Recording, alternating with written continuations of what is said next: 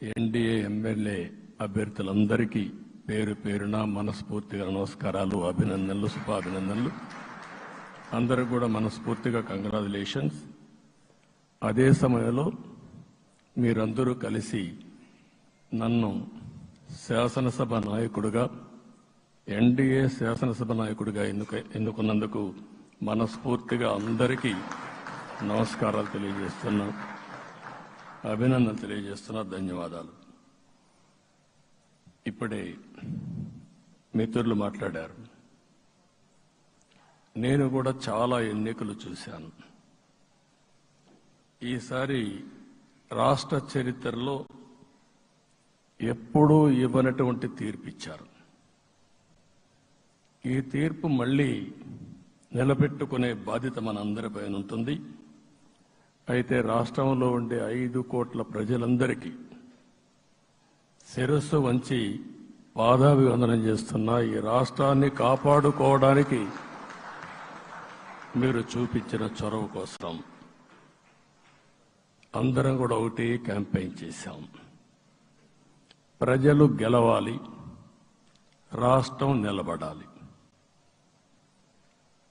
ప్రజలు గెలిచారు. రాష్ట్రాన్ని నిలబెట్టే బాధ్యత ఇక్కడుండే శాసనసభ్యులపైన, మనందరిపైన ఉంది. ఈ విషయం మనం గుర్తుపెట్టుకోవాల్సిన అవసరం ఉంది. ఒక అరాచక పాలన, ఒక విధ్వంసకర పాలన.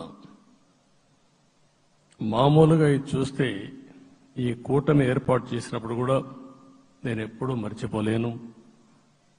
ఇప్పుడే పురంధేశ్వర్ గారు చెప్పారు, పవన్ కళ్యాణ్ గారు చెప్పారు. 3 పార్టీలు కూడా ఒక అత్యున్నతమైన ఆశయాల కోసం పార్టీలు పెట్టినప్పటికీ ఈరోజు కలయిక కూడా మీరు చూస్తే, ఈ కలయికని చాలా ఎన్నికలు చూశాను కానీ నా చరిత్రలో ఎన్నికలైన తర్వాత కంప్లైంట్స్ ఉండేటివి. ఇక్కడ పలానోళ్ళు సరిగా పనిచేయలేదు, ఇక్కడ ఈ నాయకులు కోఆపరేట్ చేయలేదని. నేను చూసిన మొట్టమొదటి ఎన్నిక, ఈసారి ఎన్నికల్లో మాత్రం 100% 3 పార్టీల నాయకులు, కార్యకర్తలు సమిష్టిగా పనిచేశారు. దానికి కారణం మనం ఒకసారి అన్వేషిస్తే, ప్రజలు మనోభావాలకు అనుగుణంగా మన కార్యకర్తలు కూడా ప్రవర్తించే పరిస్థితికి వచ్చారు. రాష్ట్రంలో ఉండే ప్రతి ఒక్క కార్యకర్తని, 3 పార్టీల తరపున ఉండే ప్రతి ఒక్క కార్యకర్తని, నాయకుడిని మనస్ఫూర్తిగా అభినందిస్తున్నా, ధన్యవాదాలు తెలియజేస్తున్నా, కృతజ్ఞతలు తెలియజేస్తున్నా. మేము చాలా వేవ్స్ చూసాం. 94లో 1 సైడ్ ఎన్నికలు జరిగాయి. అప్పుడు కూడా ఇన్ని సీట్లు రాలా, ఇన్ని ఓట్లు రాలా. ఈరోజు మనం చూస్తే 175 సీట్లకు గాను 164 సీట్లు గెలిచాం. అంటే 11 సీట్లే ఓడిపోయాం. అంటే స్ట్రైకింగ్ రేట్ 93%. అంటే మామూలుగా 93% రావడం అనేది దేశ చరిత్రలోనే అరుదైన అనుభవం ఇది. అలాంటి అనుభవం ఇక్కడ చూపించారు. ఓటింగ్ కూడా 57% ఓట్లు వేశారు. మనకు 50% ఓట్లు ఇస్తే ఎక్కువ అనుకుంటాం. అలాంటిది 57% ఆవరేజ్గా ఈ రాష్ట్ర ప్రజానీకం మనల్ని ఆశీర్వదించారంటే మనలో ఎంత బాధ్యత పెరిగిందో మనం ఒక్కసారి గుర్తుపెట్టుకోవాల్సిన అవసరం ఉంది. జిల్లాల వారీగా, పార్లమెంట్ల వారీగా విశ్లేషిస్తే, శ్రీకాకుళం క్లీన్ స్వీప్ 7కు 7 గెలిచాం. విజయనగరం అన్నీ గెలిచాం. అరకు 2-3 ఎన్నికల్లో మనం గెలవకుండా ఈసారి ఎన్డీఏ అభ్యర్థులు చూస్తే 7కు 5 గెలిచాం. మన దురదృష్టం పార్లమెంట్ పోయింది. అక్కడి నుంచి వైజాగ్ 7కు 7 గెలిచాం. అనకాపల్లి 7కు 7 గెలిచాం. దెన్ తూర్పుగోదావరి, కాకినాడ, అమలాపురం, రాజమండ్రి, నరసాపురం, పక్కన వస్తే ఏలూరు, మచిలీపట్నం, కృష్ణా, గుంటూరు, నరసరావుపేట, బాపట్ల అన్స్టాపబుల్ 7కు 7 గెలిచాం. అక్కడి నుంచి నెల్లూరు ఒక్క ఒంగోలులో బ్రేక్ పడింది, ఒక 2 సీట్లు పోయినాయి. అక్కడి నుంచి నెల్లూరు 7కు 7 గెలిచాం. తిరుపతి 7కు 7 గెలిచాం. కానీ దురదృష్టం పార్లమెంటు పోగొట్టుకున్నాం. చిత్తూరు ఎప్పుడూ ఇన్ని సీట్లు గెలవాలి, 7కు 7 గెలిచాం. అక్కడి నుంచి రాజంపేటలో 7కు 4 గెలిచాం. 3 సీట్లు పోగొట్టుకున్నాం, పార్లమెంటు పోయింది. అక్కడి నుంచి మీరు చూస్తే చరిత్రలో ఎప్పుడూ గెలవని విధంగా కడపలో 7కు 5 గెలిచాం మనం. ఆ తర్వాత అనంతపురంకి వస్తే క్లీన్ స్వీప్ 7కు 7 గెలిచాం. హిందూపూర్లో 7కు 7 గెలిచాం. నంద్యాల ఎప్పుడూ ఊహించని విధంగా 7కు 7 గెలిచాం. ఆ తర్వాత కర్నూలుకు వస్తే 7కు 5 గెలిచాం. నేను ఈ 11 మందిని కూడా అదే మారిగా జనసేన మిత్రులు పవన్ కళ్యాణ్ గారు 21 సీట్లు తీసుకొని 21 గెలిచాడు.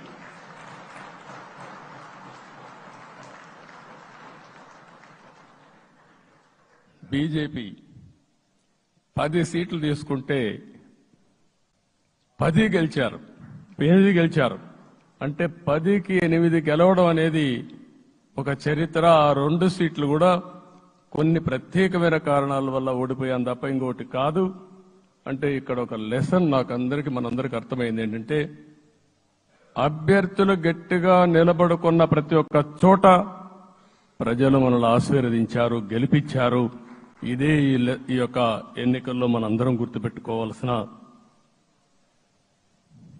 ఒక ప్రత్యేకమైన విషయం. నేను చాలాసార్లు ఎన్నికలైన తర్వాత సమీక్షలు చేసుకున్నాం, కానీ ఇలాంటి విజయం, ఎలాంటి సాటిస్ఫాక్షన్ ఎప్పుడూ లేదు. దీనికి కారణం ప్రజలు మన మీద నమ్మకం పెట్టుకున్నారు.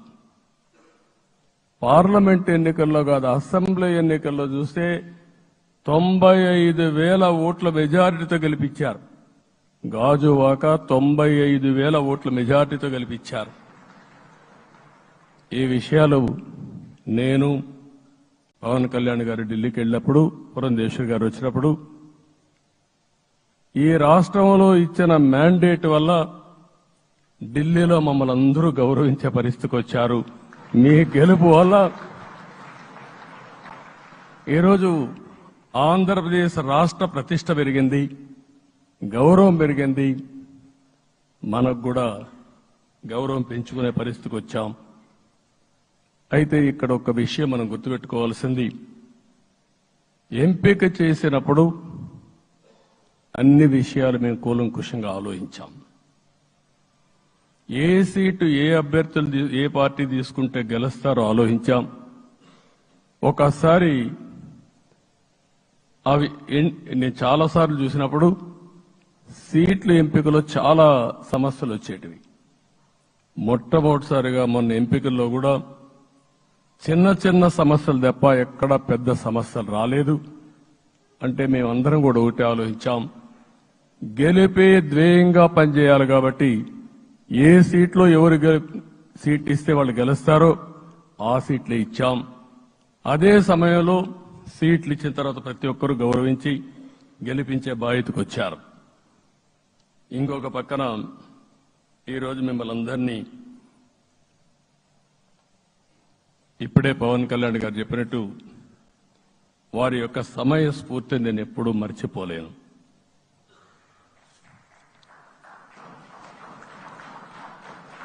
మొట్టమొదటిసారిగా నేను జైల్లో ఉన్నప్పుడు వచ్చాడు. వచ్చినప్పుడు నన్ను పరామర్శించాడు. బయట వచ్చి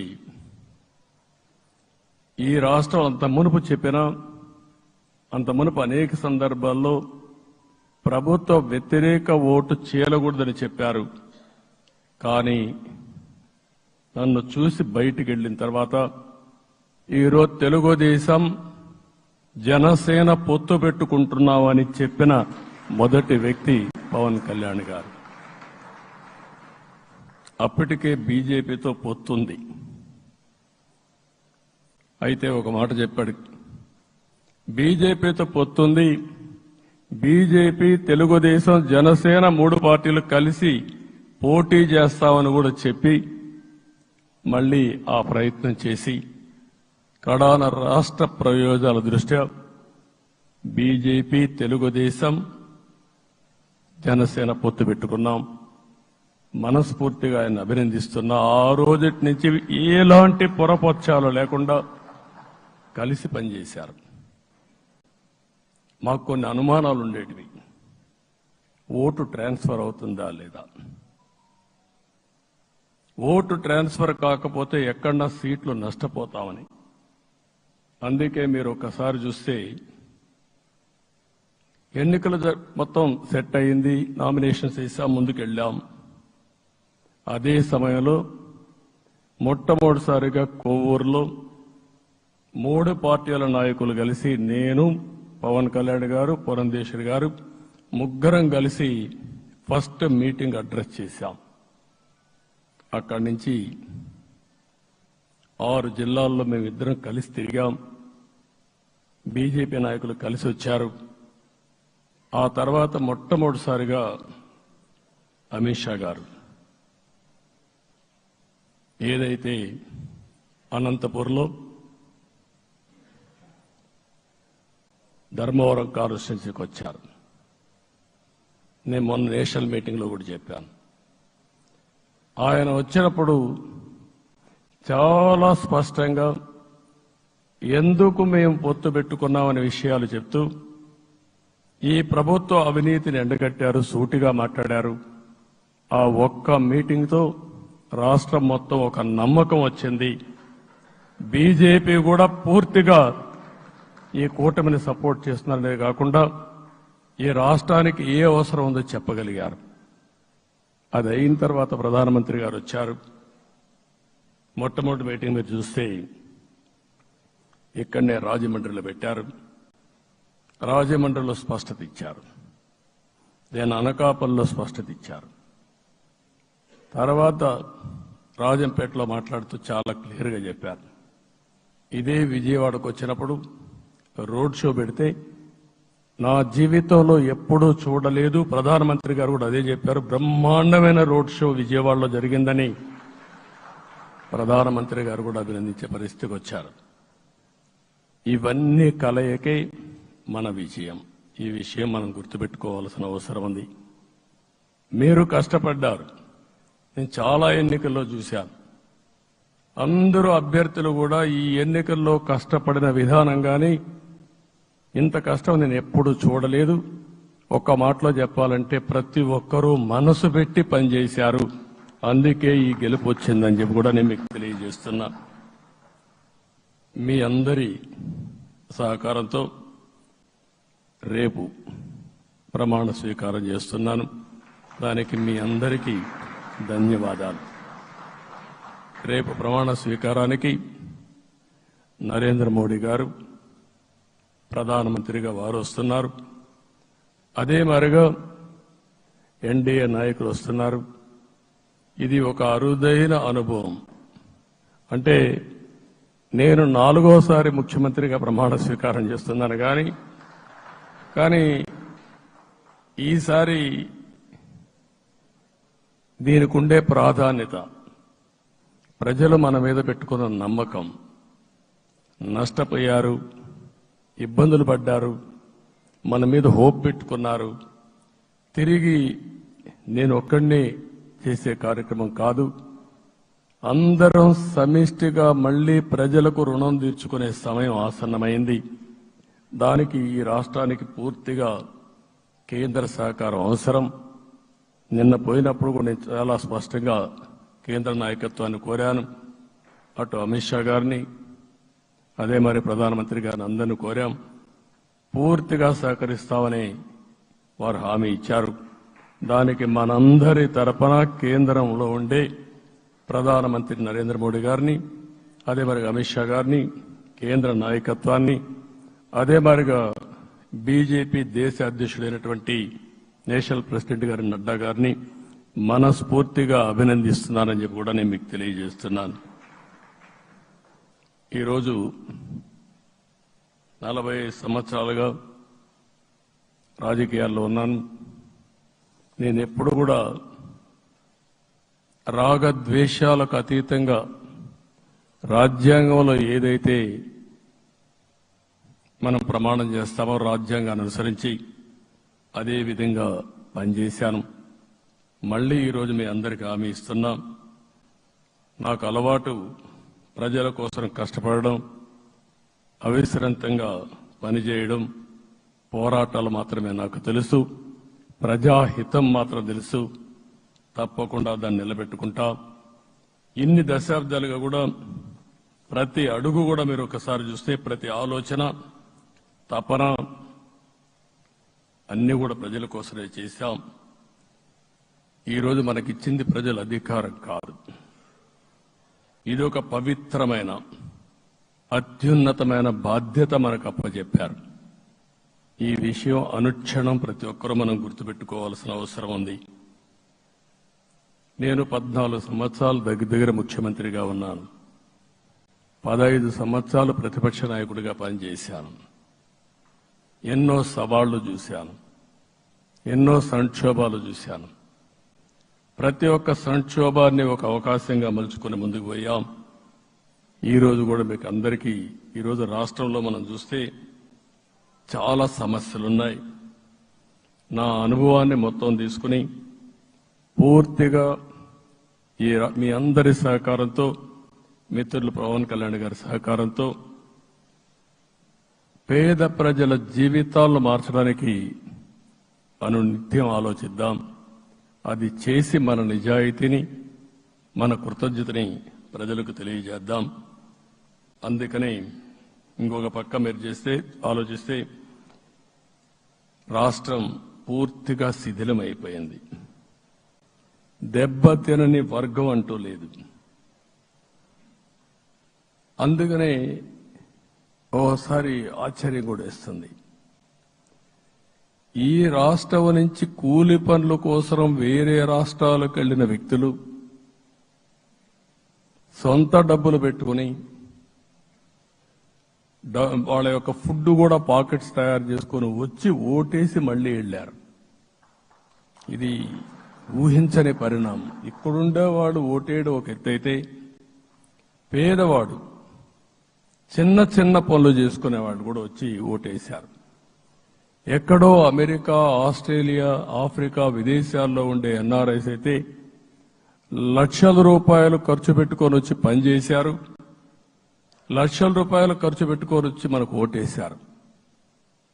నా జీవితంలో ఎన్నోసార్లు ఎన్నికలు చూశాను, కానీ ఈసారి ఒక బాధ్యతతో ఓటర్స్ ప్రవర్తించిన తీరు శాశ్వతంగా తెలుగు జాతి చరిత్రలో మిగిలిపోతుంది. అది ఈరోజు జరిగిన విషయం మనం గుర్తుపెట్టుకోవాలి. మనందరం ఒకటే గుర్తుపెట్టుకోవాల్సిన అవసరం ఉంది. ఏ అహంకారంతో విర్రవీగిపోయారో ఆ అహంకారం కూలిపోయింది. ఎన్నోసార్లు మనం చెప్పాం, ఏ వ్యక్తికి పదవొస్తే వినయం కూడా అవసరం. పదవొచ్చిందని విర్రవీగిపోయి రేపనేది లేకుండా ఉంటుందనుకుంటే మాత్రం ఇదే జరిగే పరిస్థితి వస్తుంది. అయితే మీ అందరినీ నేను కోరేది ఒకటే, ఇవన్నీ ఒక కేస్ స్టడీగా మీరందరం స్టడీ చేసుకోవాల్సిన అవసరం ఉంది. ప్రజలు బూతులు మాట్లాడే నేతల్ని, అరాచక శక్తుల్ని, అవినీతి పరుల్ని చూశారు. పాలకులంటే ఎలా ఉండాలో చూశారు. ఈ 5 సంవత్సరాల్లో పాలకుడు ఎలాంటి వాడు వచ్చి అర్హత లేని వ్యక్తి ఏ విధంగా ఉన్నాడో చూశారంటే, ఈరోజు ఇచ్చిన తీర్పు ఈ 5 ఏళ్లు పరిపాలించినటువంటి వ్యక్తి యొక్క ప్రవర్తన చూసిన తర్వాత ఇలాంటి వ్యక్తి పాలనకు పనికిరాడనే ఉద్దేశంతో ఓట్లు చేసే పరిస్థితికి వచ్చారు. ఇది నా ఉద్దేశ ప్రకారం ఒక కేస్ స్టడీ అవుతుంది, మనందరం కానీ జాగ్రత్తగా ఆలోచిస్తే. కానీ మనం కూడా అదే విధంగా కక్ష తీర్చుకోవాలి అని కానీ మనం ముందుకు పోతే మనకు కూడా సమస్య వస్తుంది. అదే సమయంలో ఒకటే చెప్తున్నా, తప్పు చేసిన వాడిని క్షమించి పూర్తిగా వదిలిపెడితే కూడా మళ్ళా అలవాటుగా మారుతుంది. తప్పు చేసిన వాళ్లకు శిక్ష పడవలసిన అవసరం ఉంది, చట్టపరంగా శిక్షించాల్సిన అవసరం ఉంది. అదే సమయంలో విధ్వంస రాజకీయాలు, కక్షా రాజకీయాలు కాకుండా ఇవన్నిటిని ప్రక్షాళన చేయాల్సిన అవసరం ఉందని చెప్పి కూడా నేను మీకు తెలియజేస్తున్నా. ఇంకొక పక్క 5 ఏళ్లలో ఎన్నో సంవత్సరాలు చూశాను కానీ కార్యకర్తలపైన దాడులు, హింసా రాజకీయాలు, అక్రమ కేసులు, వేధింపులు, కడాన సోషల్ యాక్టివిస్టులు కూడా ఇష్టానుసారంగా కేసులు పెట్టి హెరాస్ చేస్తే నిద్రపోకుండా వాళ్ళు కాపాడుకున్నాం. ఇంకొక పక్కన అన్ని పార్టీలకు 3 పార్టీలకు అనుభవం ఉంది. ఈరోజు మీరు చూస్తే ప్రాణాలు తీస్తూ అరాచకంగా ప్రవర్తిస్తూ తెలుగుదేశం పార్టీలో ఒక ఉదాహరణ చూసినప్పుడు అన్ని పార్టీలకు వర్తిస్తుంది. ఏదైతే మన పార్టీకి వ్యతిరేకంగా నేను ఆ పేర్లు చెప్పకూడదు కాబట్టి చెప్పలేదు, కానీ స్లోగన్ ఏమంటే కడాన మెడ మీద కత్తున్న జై తెలుగుదేశం అంటూ ప్రాణాలు వదిలిపెట్టే పరిస్థితికి వచ్చారు. ఇది ఊహించని పరిణామాలు ఇవన్నీ. ఇప్పుడు కూడా కళ్ల ముందర తిరిగే పరిస్థితి వస్తుంది. అందుకే ఈరోజు మనందరం కూడా ఇవన్నీ గుర్తుపెట్టుకుని, నాకు జరిగిన అవమానాలు చూశారు. నేను అందుకే మా కుటుంబానికి జరిగిన అవమానంతో నేను కూడా భరించలేక బయట వచ్చినప్పుడు ఒకటే శపథం చేసి వచ్చాను. ఆ శపథం, ఇది గౌరవ సభ కాదు, ఇది కౌరవ సభ. ప్రజాక్షేత్రంలో గెలిచి మళ్లీ ఈ సభను గౌరవ సభగా చేసి అడుగు పెడతానని చెప్పి శపథం చేసి బయట వచ్చాను. ఓసారి ఇవన్నీ చరిత్ర. ఆ శపథాన్ని ప్రజలు గౌరవించారు. గౌరవించిన ప్రజల్ని నిలబెట్టే బాధ్యత మనందరిపైన ఉంది. సభను కూడా ఎన్నోసార్లు పవన్ కళ్యాణ్ గారు చెప్పారు, భవిష్యత్తులో ఆంధ్రప్రదేశ్ శాసనసభని ఒక గౌరవ సభగా చేసి ప్రజా సమస్యల్ని చర్చిస్తామని చాలా స్పష్టంగా చెప్పారు. అలాంటి బ్రహ్మాండమైన వాతావరణం క్రియేట్ అవుతుంది. దానికి ఒక శాసనసభాపక్ష నాయకుడిగా నేను హామీ ఇస్తున్నా. మళ్లీ ఈ సభను గౌరవ సభగా, ఈరోజు మన పరిపాలన ప్రజా పరిపాలన, ప్రజా ప్రభుత్వంగా మనం ముందుకు పోవాల్సిన అవసరం ఉంది. ముందుకు పోతామని చెప్పి కూడా నేను మీకు తెలియజేస్తున్నా. ఇంకా కిందికి డెప్త్కి వెళ్తే గవర్నమెంట్లో ఏముందో ఇప్పటికి తెలియదు,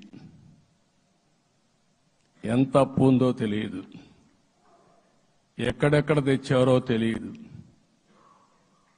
ఇవన్నీ కూడా డెప్త్కి వెళ్ళినప్పుడు ఎన్ని లక్షల కోట్ల అప్పు ఉంది, ఏదేది తాకట్టు పెట్టారు, ఆర్థిక వ్యవస్థ ఏ విధంగా చిన్నాభిన్నం అయిపోయింది, ఇవన్నీ కూడా అధ్యయనం చేసుకోవాల్సిన అవసరం ఉంది. ఇరిగేషన్ రంగాన్ని పూర్తిగా నిర్వీర్యం చేశారు. రాష్ట్రానికి అతి ముఖ్యమైన ప్రాజెక్టు పోలవరం. కేంద్రం క్లియర్గా పోలవరానికి సహకరించారు. నాకు ఇప్పుడు కూడా జ్ఞాపకం ఉంది, 2014 కంటే ముందు నేను ముఖ్యమంత్రి అయ్యాను, ఎంపికయ్యాను, ఢిల్లీకి వెళ్ళాను. ఢిల్లీకి వెళ్ళినప్పుడు 7 మండలాలు తెలంగాణలో ఉన్నాయి. పోలవరం ముంపుకు గురి అయ్యే 7 మండలాలు తెలంగాణలో ఉన్నాయి. ఆ 7 మండలాలు అక్కడుంటే జూన్ 2వ తారీఖున నోటిఫికేషన్ వస్తే ఆ తర్వాత తెలంగాణ అనుమతి ఉంటే తప్ప, పునరావాసానికి ఒప్పుకుంటే తప్ప మనం పోలవరం కట్టే పరిస్థితి లేదు. ఆ రోజు రాజ్నాథ్ సింగ్ గారు పార్టీ అధ్యక్షుడు. అదే మాదిరిగా ఆ రోజు వెంకయ్యనాయుడు గారు కూడా యాక్టివ్గా ఉన్నారు. నేను ఒకటే కోరాను, ప్రజలు నన్ను ఎంపిక చేసుకున్నారు. ఇక్కడ మనం ఎన్డీఏ వచ్చింది. ఈ ప్రాజెక్టు పూర్తి కావాలంటే ఆ 7 మండలాలు ఆంధ్రప్రదేశ్ రాష్ట్రానికి ఇస్తే తప్ప పూర్తి కాదు. మీరు 7 మండలాలు ఇవ్వకపోతే నేను ప్రమాణ స్వీకారం చేయను. నాకు ఈ పదవి వద్దని ఆ రోజు చాలా స్పష్టంగా చెప్పాను. ఇది ఎప్పుడు కూడా చరిత్రలో ఎప్పుడు జరగని విషయం. ఆ రోజు ప్రధానమంత్రి గారు నరేంద్ర మోడీ గారు ఇవన్నీ ఆలోచించి ఫస్ట్ కేబినెట్ మీటింగ్లో పెట్టి ఒక ఆర్డినెన్స్ ఇచ్చి ఆ 7 మండలాలు ఆంధ్రప్రదేశ్కి ఇచ్చి తర్వాత పార్లమెంట్ సమావేశాలు పెట్టుకున్నారంటే అది ఒక చరిత్ర. అంటే ఆ రోజు గాని కేంద్రంగా 7 మండలాలు ఇవ్వకపోయుంటే పోలవరం ప్రాజెక్టు ప్రారంభమయ్యేది కాదు. అన్ని కష్టాలు పడి మళ్లీ డబ్బులన్నీ కోర్టులో ఉండే కేసులన్నీ విత్డ్రా చేయించి అన్నీ చేయించాం. 72% పనులు పూర్తి చేశాం. ఈరోజు మళ్లీ మొదటికి వచ్చింది. డయాఫామ్ వాల్ పూర్తిగా కొట్టుకొని పరిస్థితికి వచ్చింది. డ్యామేజ్కి అయ్యే పరిస్థితి వచ్చింది. ఎక్కడుందో తెలియని పరిస్థితి. మళ్లీ కేంద్ర సహకారంతో రాష్ట్రానికి అతి ముఖ్యమైన ప్రాజెక్టు పోలవరం, దీన్ని పూర్తి చేసే బాధ్యత, దీన్ని పూర్తి చేసి నదుల అనుసంధానం చేసి మన అందరం ప్రతి ఒక్క ఎకరాకు నీళ్లు ఇవ్వగలిగితే దానికంటే బ్రహ్మాండమైన కార్యక్రమం ఏమీ ఉండదు. వ్యవసాయ రంగం స్టెబిలైజ్ అవుతుంది. ఇది సాధించడానికి అన్ని విధాలా కష్టపడతామని చెప్పి కూడా నేను మీకు తెలియజేస్తున్నాను. ఇంకొక పక్క వ్యవసాయ రంగం పూర్తిగా సంక్షోభంలో పడిపోయింది. రైతులు అప్పుల పాలయ్యారు. 5 ఏళ్లలో 9 సార్లు కరెంటు ఛార్జీలు పెంచారు. ఈ విధంగా ఇవన్నీ కూడా ఇంకొక పక్క మీరు చూస్తే అమరావతి 10 సంవత్సరాల తర్వాత మన రాజధాని ఏదంటే చెప్పుకోలేని పరిస్థితి. ఇప్పటికి కూడా మనకు గుర్తొచ్చేది ప్రజావేదిక విధ్వంసం. అలాంటి దుర్మార్గమైన కార్యక్రమాలు జరిగాయి. ఇవన్నీ కూడా గుర్తు చేసుకుంటూనే కక్షపూరిత రాజకీయాలు కాకుండా కన్స్ట్రక్టివ్ పాలిటిక్స్ కి మనం ముందుకు పోవాల్సిన అవసరం ఉంది. అందుకే ఈరోజు నేను ఒకటే మీ అందరికీ హామీ ఇస్తున్న, మీ ద్వారా ప్రజలందరికీ, మనది ప్రజాప్రభుత్వం. ఇకపైన మన ప్రభుత్వంలో ప్రజావేదికల కూల్చివేతలుండవు. 3 రాజధానులంటూ రాష్ట్ర భవిష్యత్తు ఆటలాడే పరిస్థితి ఉండదు. మన రాజధాని అమరావతి, అమరావతి రాజధాని. విశాఖపట్నం ఆర్థిక రాజధానిగా, ఒక ప్రత్యేకమైన సిటీగా, ఆధునికమైన నగరంగా తయారు చేసుకుందాం. దాన్ని ఎప్పుడు కూడా నేను కంబైన్డ్ ఆంధ్రప్రదేశ్ కూడా గుర్తుపెట్టుకున్నాను. విశాఖపట్నం అటు జనసేనకు, తెలుగుదేశానికి, బీజేపీకి ముగ్గురు కూడా చాలా ముఖ్యమైన నగరం ఇది. ఎందుకు నేను ఈ మాట అంటున్నానంటే, లాస్ట్ ఎలక్షన్లో 2014లో హరిబాబు అక్కడ ఎంపీగా గెలిచారు. తర్వాత విడిపోయిన తర్వాత 2014లో మళ్లీ మనం పోటీ చేసినప్పుడు చేశాం. 2019లో 4 అసెంబ్లీ సీట్లు గెలిపించిన ఏకైక నగరం విశాఖపట్నం తెలుగుదేశం పార్టీకి. అదే మాదిరిగా ప్రజల్లో గణనీయమైనటువంటి అభిమానం జనసేన అధినేత పవన్ కళ్యాణ్ గారి పైన ఉంది. ఈ 3 కలిపి నిన్న ఒక సునామీ మారిగా వచ్చింది. అక్కడ ఒక్కొక్క సీట్లో మీరు చూస్తే 90,000, 90,000, 70,000, 80,000 మెజారిటీ గెలిపించారంటే ఆనాటి ముఖ్యమంత్రి విశాఖపట్నాన్ని రాజధానిగా చేస్తాను, ఎన్నికలవుతానే అక్కడే ప్రమాణ స్వీకారం చేస్తానంటే నువ్వు రావద్దు అని ప్రజా తీర్పిచ్చిన రాజధాని నగరం విశాఖ నగరం. అంటే ఎలాంటి టెంప్టేషన్ కూడా లొంగలేదు వాళ్ళు. ఇది ఒక అనుభూతి. విశాఖపట్నాన్ని మర్చిపోయే సమస్య లేదు. తగిన గుర్తింపు ఇస్తాం, అభివృద్ధి చేస్తాం. ఇంకొక పక్క కర్నూలుని కూడా ఇదే మాదిరిగా చెప్పి కర్నూలుని జ్యుడిషియల్ క్యాపిటల్ గా చేస్తామని కడాన ఏమీ చేయకుండా వదిలిపెట్టినటువంటి వ్యక్తి. ఈరోజు మీరు ఒక్కసారి గుర్తుపెట్టుకోవాల్సింది, నేను చాలా ఎన్నికలు చూశాను కానీ రాయలసీమలో వన్ సైడ్ ఎన్నికలు జరిగాయి. బ్రహ్మాండంగా ఓట్లేశారు. ఓట్లేయడమే కాదు, ఊహించినటువంటి మెజార్టీస్ ఇచ్చారు. ఇది నేను కొంచెం భయపడ్డాను బిగినింగ్ లో, కానీ ఊపు చూసిన తర్వాత మాత్రం అనిపించింది అందరూ ఎక్స్పెక్ట్ చేశారు రాయలసీమలో కొంచెం ఇబ్బంది ఉంటుందని. అలాంటి రాయలసీమ తిరుగుబాటు చేసే పరిస్థితికి వచ్చింది. దానికి కూడా మనందరి మీద బాధ్యత ఉంది.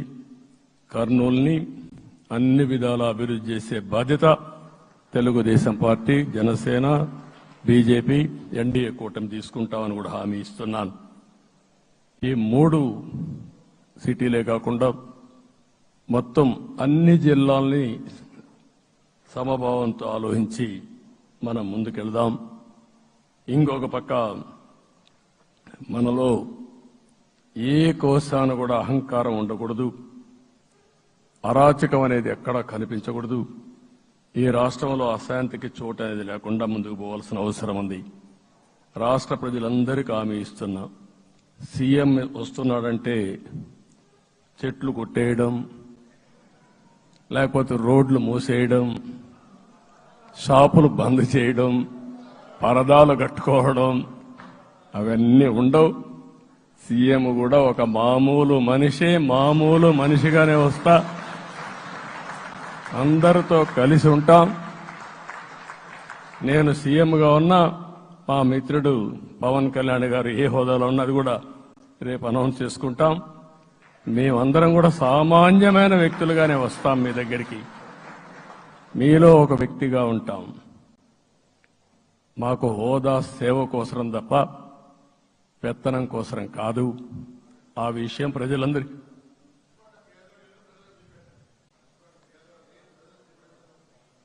అవన్నీ చేస్తాం. ఇంకొక పక్కన నిన్న మొన్న నేను వస్తానంటే వాళ్ళకు కూడా తెలుసు కాబట్టి ఎన్డీఏ అభ్యర్థిగా అంటే శాసనసభ నాయకుడిగా ఎన్నుకుంటారనే ఉద్దేశంతో, ముఖ్యమంత్రి అవుతాను ఉద్దేశంతో రోడ్లన్నీ కూడా నిలిపేస్తాను. నేను ఒకటే చెప్పాను, మేము వచ్చినప్పుడు ఒక్క నిమిషం ఒక సిగ్నల్కి ఇంకొక సిగ్నల్కి కొద్దిగా గ్యాప్ పెట్టుకోండి. అవసరమైతే ఒక 5 నిమిషాలు లేట్ అయినా మాకు పర్వాలేదు, కానీ ప్రజలు ఎవ్వరికీ ఇన్కన్వీనియన్స్ కలగకూడదని చాలా స్పష్టంగా ఆదేశాలు ఇచ్చాం. కాబట్టి అవన్నీ మనం చేద్దాం. ఇంకొక పక్కన దాడులు చేసి బాధితులపైనే కేసులు పెట్టే పరిస్థితి ఉండదు ఈ రోజు నుంచి. అది కూడా మనం చూశాం. ఏ ఒక్కరి ఆత్మగౌరవానికి భంగం కలగదు. ఒక పాజిటివ్ గవర్నెన్స్ అన్ని చోట్ల కనపడుస్తుంది. ప్రజాహితం కోసమే పనిచేస్తాం. ప్రతి నిర్ణయం, ప్రతి అడుగు ప్రజల కోసమే ఉంటుంది. స్టేట్ ఫస్ట్ అనే నినాదంతో ముందుకు పోతాం. ఈ రోజు మేము ముగ్గురం కూడా ఢిల్లీలో వెళ్ళినప్పుడు కూడా మా ఆలోచన ఈ రాష్ట్రం ముందుండాలనే ఉద్దేశంతోనే ముందుకు పోయాం. అదే సమయంలో ఈ రోజు మన రాష్ట్రానికి కూడా సముచితమైన గౌరవం. 3 మంత్రులు కేంద్రంలో మన వాళ్ళు ఉండే పరిస్థితికి వచ్చారు. ఒక పక్కన రామ్మోహన్ నాయుడు శ్రీకాకుళం ఎంపీ, ఆయన కేంద్రంలో మంత్రి పదవి, కేబినెట్ పదవి వచ్చింది. ఇంకొక పక్కన పెంబసాని చంద్రశేఖర్కి స్టేట్ మినిస్టర్గా ఎంఓఎస్ కింద ఇచ్చారు. మూడోది కూడా ఒక సామాన్యమైన కార్యకర్త Srinivasa Varma, Narasapur MP, BJP MP, ఈరోజు కేంద్రంలో మంత్రి స్థానం వచ్చింది. ఓసారి బీజేపీలో కూడా ఇది ఒక ప్రత్యేకత. ఆయన ఎంపీ ఇచ్చినప్పుడు నాకే ఆశ్చర్యం వేసింది. ఒక మామూలు వ్యక్తి ఎంపీ ఇచ్చారు. అప్పుడు ఆలోచించినప్పుడు నేను ఫస్ట్ మీటింగ్ పోతే వచ్చాడు. వచ్చినప్పుడు నేను ఎంక్వైరీ చేస్తే ఆయన స్ట్రాంగ్గా పార్టీ కోసం పనిచేశాడు. ఒక పార్టీ కార్యకర్తను గుర్తించిన పార్టీ భారతీయ జనతా పార్టీ. అది కూడా తెలుగుదేశంలో కూడా చేస్తున్నాం, జనసేనలో కూడా చేస్తున్నాం. వారి యొక్క ప్రత్యేకత. ఈరోజు నిన్న కూడా మనం అందరం చూస్తే మోదీ గారు మొన్నే మీటింగ్ అయినప్పుడు చూశాం, ఆయన స్పీచ్ను కూడా చూశాం. నేను కూడా చాలా స్పష్టంగా చెప్పాను, 10 సంవత్సరాల మోడీ గారి పరిపాలన దేశ ప్రతిష్ట పెంచింది. ప్రపంచంలోనే భారతీయులకు గుర్తింపు వచ్చింది. 11వ స్థానంలో ఉన్న ఆర్థిక వ్యవస్థ ఈరోజు 5వ స్థానానికి తీసుకొచ్చారు. ఇంకొక పక్కన ఎన్డీఏ 3.0 ఈ పరిపాలన 5 ఏళ్లలో 5వ స్థానం నుంచి 3వ ఆర్థిక అతిపెద్ద దేశంగా భారతదేశం ఎమర్జ్ కాబోతుంది. ఇది మన దేశానికి గర్వకారణం. ఇంకొక పక్కన ఆయన కల వికసిత్ భారత్ 2047, మనందరి కల వికసిత్ ఆంధ్రప్రదేశ్. ఇది మనందరం ఒక కలగా పెట్టుకొని ముందుకు పోవాల్సిన అవసరం ఉంది. అదే సమయంలో మనందరి ఆలోచన పేదరికం లేని సమాజం, zero poverty nation, zero poverty state, zero poverty నియోజకవర్గం. ఇది ఎన్టీ రామారావు గారి కళ. ఆయన చాలాసార్లు నేను మొన్న కూడా చెప్పాను, ఒకప్పుడు కమ్యూనిజం, క్యాపిటలిజం, సోషలిజం ఇది ఆర్థిక సంస్కరణ రాని ముందు ప్రతి ఒక్కరిని అడిగే విధానం. ఎవరిని అడిగినా మీరు ఏ సైడ్ ఉంటారని అడిగేవాళ్ళు. అలాంటి సమయంలో ఎన్టీ రామారావు గారిని మీరు ఏ ఇజాన్ని నమ్ముతారో చెప్పమంటే, నాకు ఈ ఇజాల గురించి తెలియదు, నాకు తెలిసింది ఒకే ఒక ఇజం, అది హ్యూమనిజం అని చెప్పిన ఏకైక నాయకుడు భారతదేశంలో ఎన్టీ రామారావు గారు. ఆయన ఆ రోజు చెప్పింది పేదరికం లేని సమాజాన్ని సృష్టించాలని, పేదవాళ్లే దేవుళ్ళు, సమాజమే దేవాలయం అని చెప్పిన వ్యక్తి. ఆ కళని సాధికారం చేద్దాం. అదే నేను నిన్న చెప్పినప్పుడు కూడా ఈ దేశం అభివృద్ధి కావడంలో ఎలాంటి అనుమానం లేదు. కానీ ఆ అభివృద్ధి ఫలితాలు పేదవాళ్లకు తీసుకుపోవడంలో కాన్షియస్ ప్రజా నిర్ణయాలు తీసుకోవాలి, పబ్లిక్ పాలసీ తీసుకోవాలి. దానికి మన రాష్ట్రం నాంది పలికి కేంద్రానికి కూడా ఒక ఆదర్శంగా మనం నిరూపించుకుందాం. దానికి మీరందరూ కూడా మీ స్థాయిల్లో మీరు చేయాల్సిందిగా నేను కోరుకుంటూ ఈరోజు ప్రజలందరికీ విజ్ఞప్తి చేస్తున్నాం. మీరు ఓట్లు వేశారు, మమ్మల్ని గెలిపించారు, మీరు గెలిచారు, మీ పని అయిపోలేదు. కానీ మమ్మల్ని అనునిత్యం ఆశీర్వదించుతూ నడిపించే బాధ్యత ప్రజల్ని తీసుకోమని పూర్తిగా కోరుకుంటున్నాం. ప్రజాస్వామ్యంలో ఎప్పుడు కూడా ఓట్లేసి బాధ్యత లేకుండా ఉండేవాళ్లు, కావాల్సింది అడిగేవాళ్లు. నిన్న ఎన్నికల్లో చాలా మందిని చూశాను. ఫస్ట్ టైం పోలింగ్ ప్రారంభం అవుతానే అరాకొర వచ్చేవాళ్ళు. పోలింగ్ స్టేషన్లో కూడా మనుషులు ఉండేవాళ్ళు కాదు. కొంతమంది మధ్య తరగతి అబవ్ ఉండేవాళ్ళైతే ఎప్పుడో మధ్యాహ్నం పైన పోదామని ఇంట్లో లీజర్గా పడుకునేవాళ్ళు. మధ్యాహ్నం పైన కూడా ఖాళీగా ఉంటే వచ్చేవాళ్ళు. ఎండలు ఎక్కువ ఉంటే కొంతమంది అవాయిడ్ చేసేవాళ్ళు. అందుకే మొన్న ఎన్నికల్లో మీరు చూస్తే ఫస్ట్ అవర్లో ప్రతి ఒక్క పోలింగ్ స్టేషన్ ఫుల్గా క్యూలు ఉన్నాయి. ఆ క్యూలు కంటిన్యూ అయింది. మీరు చూస్తే రాత్రి 2 గంటల వరకు క్యూలో నిలబడుకొని ఓట్లు వేశారంటే వాళ్ళ బాధ్యత వాళ్ళు నెరవేర్చారు. దానికి మనం అందరం గుర్తుపెట్టుకొని ఏ విధంగా చేయాలనో మనం కూడా చేయాల్సిన అవసరం ఉంది. ప్రజలందరికీ విజ్ఞప్తి చేస్తున్నా, మమ్మల్ని నడిపించండి. ఎక్కడైనా మేము తప్పు చేస్తే చెప్పే విధానం కూడా ఎస్టాబ్లిష్ చేస్తాం. ఎప్పటికప్పుడు ఫీడ్బ్యాక్ ఇవ్వండి.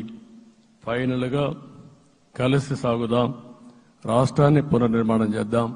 నా జీవితంలో నేను చాలా చూశానుగా, నాకు ఒకటే కోరిక, భారతదేశం ప్రపంచ దేశాల్లో నెంబర్ 1 దేశంగా తయారు కావాలి. అవుతుంది, దాంట్లో అనుమానం లేదు. 2047కి ప్రపంచంలో భారతదేశం మొదటి స్థానం బాగా పనిచేసుకుంటే, లేకపోతే 2వ స్థానంలో మనం ఉంటాం. అదే సమయంలో ప్రపంచం మొత్తం భారతీయులు నెంబర్ 1 స్థానంలో ఉంటారు. అది నరేంద్ర మోడీ గారి కల. అది డెఫినెట్ గా జయప్రదం అవుతుందని నేను ప్రగాఢంగా విశ్వసిస్తున్నా. ఇందులో నా స్వార్థం కూడా ఉంది. తెలుగు జాతి ప్రపంచంలోనే నెంబర్ 1గా ఉండాలనేది మన కోరిక. ఇప్పటికీ మీరు చూస్తే హైయెస్ట్ పర్ క్యాపిటా ఇన్కమ్ ప్రపంచంలో ఏ దేశంలోకి వెళ్ళా భారతీయులు సంపాదిస్తున్నారు. అందులో అగ్రస్థానంలో తెలుగు వాళ్ళు ఉన్నారు. అదే సమయంలో ఈ రాష్ట్రాన్ని నెంబర్ 1గా చేయాలనే సంకల్పం మనందరికీ ఉండాల్సిన అవసరం ఉంది. ఇది అసాధ్యం కాదు. ఈ రోజు ఉండే పరిస్థితిని సవరిస్తూనే మళ్లీ నిర్మాణాత్మకంగా వెళ్తే ఒక నిర్దిష్టమైన సమయం ప్రకారం ఆంధ్రప్రదేశ్ రాష్ట్రాన్ని నెంబర్ 1 చేసుకునే అవకాశం ఉంటుంది. అదే సమయంలో జీరో పావర్టీ, మన ఆలోచనలన్నీ కూడా ఒకటే మీరు ఆలోచించుకోవాలి. ఎవరైతే పేదవాళ్ళు ఉన్నారో, పేదవాళ్ళలో నిరుపేదలు ఉన్నారో దానిపైన దృష్టి పెట్టాలి. దీనికి కూడా ఒక కార్యక్రమాన్ని మనం తీసుకుంటా అని చెప్పి తెలియజేసుకుంటూ, మరొకసారి ఇది ఒక అరుదైన అనుభవం, నా జీవితంలో మరిచిపోలేనటువంటి ఘట్టం. దీనికి మిమ్మల్ని అందరినీ ఎన్డీఏ అభ్యర్థిగా ముఖ్యమంత్రిగా నన్ను ఎంపిక చేసిన ఎన్డీఏ ఎమ్మెల్యేలందరినీ పేరు పేరున మనస్ఫూర్తిగా అభినందిస్తూ, మరొకసారి బాధ్యత ఈ రోజు నుంచి ఇంకా ఎక్కువైంది. నిన్నటి వరకు ఈ రాష్ట్రంలో ప్రతి ఒక్కరికి నిద్ర లేని రాత్రులే, నా ఒక్కడికే కాదు. ఇప్పుడు తలుసుకుంటే ఓసారి బాధేస్తుంది. ఆ బాధపడిన రోజులు చూసుకుంటే, ఒక వ్యక్తిని జైల్లో పెట్టినప్పుడు నాకు 40 రోజుల నుంచి 90 రోజులు 100 రోజులు పట్టేది మళ్ళా బయట తేవాలంటే. మళ్ళా జైల్లో ఏం చేస్తారో తెలియదు. అక్కడి నుంచి ఇంకా ప్రెషర్ మౌంటప్ చేసుకుంటూ వచ్చాం. ఆ త్యాగం చేసిన రోజులను ఒకసారి గుర్తుపెట్టుకుంటూ, సఫర్ అయిన ప్రతి ఒక్కరిని, పార్టీ కార్యకర్తలనే కాకుండా ప్రజలను కూడా గుర్తుపెట్టుకొని, సోషల్ యాక్టివిస్టులు గుర్తుపెట్టుకొని ఈ రాష్ట్ర పునర్నిర్మాణం కోసం ముందుకు పోదామని తెలియజేసుకుంటూ, మరొకసారి మీ అందరికీ మనస్ఫూర్తిగా అభినందనలు తెలియజేసుకుంటూ, నన్ను పూర్తిగా బలపరిచినటువంటి మిత్రుడు పవన్ కళ్యాణ్ గారికి, అదే మరిగా బీజేపీ నాయకత్వానికి, పురంధేశ్వరి గారు ఇక్కడ నేను చూశాను.